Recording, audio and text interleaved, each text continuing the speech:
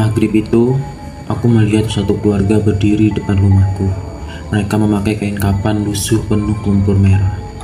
Diam, enggak bergerak, dan semuanya menghadap ke arah rumahku. Awalnya aku pikir itu cuma orang iseng, sampai salah satu dari mereka meloncat mendekat. Suara itu keras banget. Tanah depan rumah sampai bergetar kecil, dan waktu wajah makhluk itu terkena cahaya lampu rumah, aku sadar itu bukan manusia, itu pocong. Dan yang paling menyeramkan, di antara mereka ada anak kecil yang terus tertawa sambil menuju ke arahku. Sementara ibuku dari dalam rumah berbisik dengan wajah pucat, "Jangan buka pintu, mereka datang buat jemput salah satu dari kita." Namaku Rian. Aku lahir dan besar di sebuah desa kecil di pedalaman Kalimantan. Desa kami jauh dari kota. Jalannya masih tanah merah. Kalau hujan turun, jalan berubah jadi lumpur licin dan motor sering jatuh. Malam di desa kami juga berbeda. Gelap, sepi, dan terasa hidup. Orang-orang tua di sana selalu percaya kalau maghrib adalah waktu paling berbahaya. Makanya sejak kecil aku selalu dilarang keluar rumah setelah azan maghrib. Gak boleh nongkrong, gak boleh duduk di depan rumah, gak boleh bersiul, dan jangan pernah memanggil nama orang saat malam. Karena kata orang tua, kadang yang menjawab bukan manusia. Dulu aku gak pernah percaya, sampai malam itu terjadi. Kejadiannya sekitar tahun 2018. Waktu itu aku masih kelas 2 SMA. Malam itu hujan baru saja berhenti. Udara dingin banget. Aroma tanah basah dan kayu lembab memenuhi halaman rumah. Sehabis sholat maghrib, aku keluar rumah buat nongkrong seperti biasa. Di depan rumah sudah ada dua temanku, Dani dan Aru. Kami duduk di bangku kayu panjang sambil main HP karena sinyal paling bagus cuma ada di depan rumahku. Rumahku rumah kayu, panggung khas Kalimantan. Di bawah rumah masih tanah kosong, tempat ayam sering tidur. Sedangkan di depan rumah ada jalan tanah panjang yang langsung mengarah ke kebun dan hutan kecil, sekitar 30 meter dari rumahku.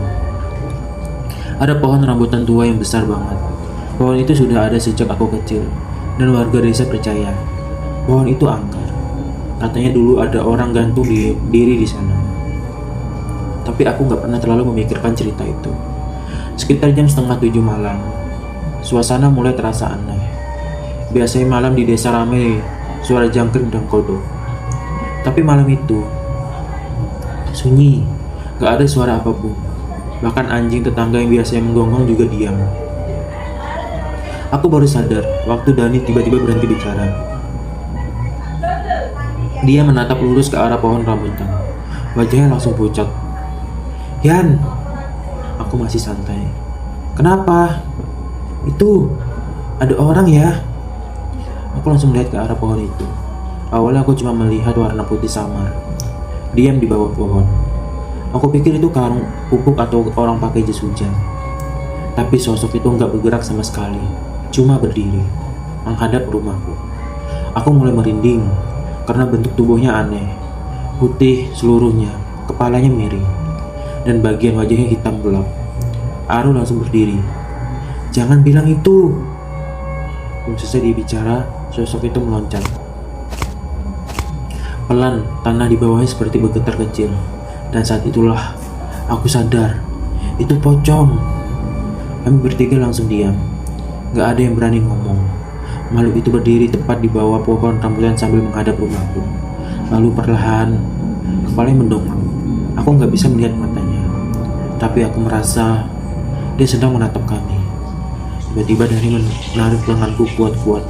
"Yan, apalagi?" Tangannya gemetar sambil menunjuk ke belakang pocong itu.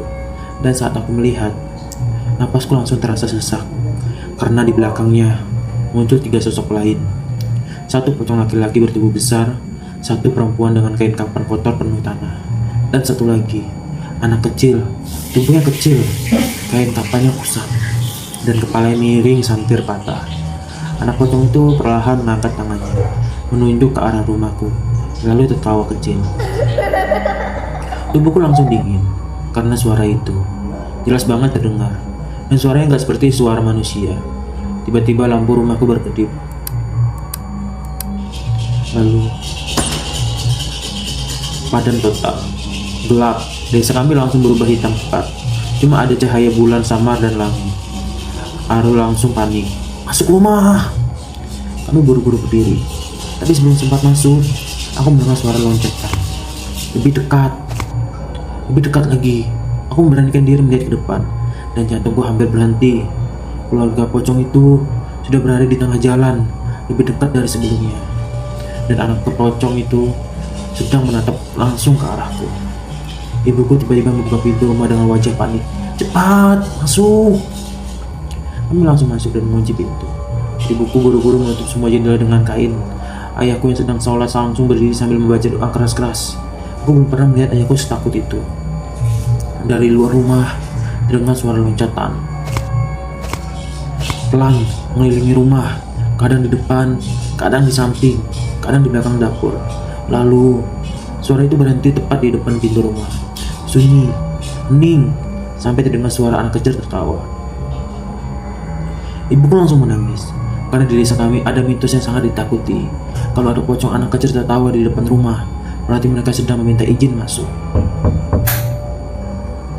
Tiba-tiba ada yang mengetuk pintu, pelan, tapi bukan seperti manusia mengetuk, tapi seperti kepala yang dibenturkan ke kayu. Aku benar-benar gak berani bergerak. Ayahku berdiri dekat pintu sambil membaca ayat kursi. Sedangkan Dani dan Arun mulai menangis ketakutan. Lalu terdengar suara perempuan dari luar rumah. Pelan, serak. Buka. Dingin. Buka. Tubuhku langsung lemas, karena suara itu mirip suara ibuku sendiri. Padahal ibuku ada di sampingku. Ibuku langsung memegang mulutnya sambil gemetar. Ayahku langsung berteriak, "Jangan dengarkan suara itu!" Karena menurut orang tua di desa, makhluk seperti itu suka meniru suara keluarga. Kalau sampai dibukakan, mereka bisa masuk. Pintu rumah tiba-tiba dihantam keras dari luar. Ibuku menjerit. Sekali lagi, kayu pintu sampai bergetar. Dan dari bawah pintu, mulai masuk bau busuk. Bau tanah kuburan bercampur bangkai. Aku hampir muntah.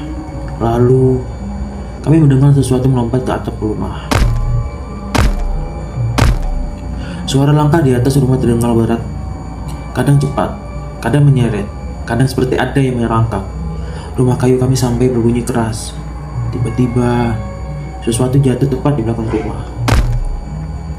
Aru langsung histeris, dan dari arah dapur terdengar suara anak kecil menangis. Ibu, ibu. Tangisnya perlahan berubah jadi tawa. Aku benar-benar ingin pingsan saat itu. Sekitar jam 11 malam, semua suara tiba-tiba berhenti. Sunyi total. Ayahku mulai berpikir mereka sudah pergi. Tapi saat beliau mengintip dari sela papan jendela, wajahnya langsung pucat. Beliau mundur perlahan. Astagfirullah. Ada apa ya? Suara ayahku gemetar. Mereka ada di bawah rumah. Aku memberanikan diri mengintip dari sela lantai kayu. Dan saat melihat bawah, tubuhku langsung lemas. Dan kolong rumah, 4 pocong itu berdiri diam, menghadap ke atas, seolah sedang melihat kami dari bawah. Anak pocong kecil itu perlahan mendongak, lalu tersenyum. Mulutnya hitam panjang sampai robek ke pipi. Ibuku langsung pingsan. Dani dan Arum menangis histeris. Sedangkan aku cuma bisa gemetar sambil membaca doa terbata-bata. Lalu tiba-tiba, anak pocong itu berbicara, suaranya kecil, serak, tapi jelas. Ikut kami. Di bawah masih kosong. Aku langsung lemas karena suaranya tepat di bawah tempatku berdiri. Malam itu terasa gak pernah habis. Kami gak tidur sama sekali.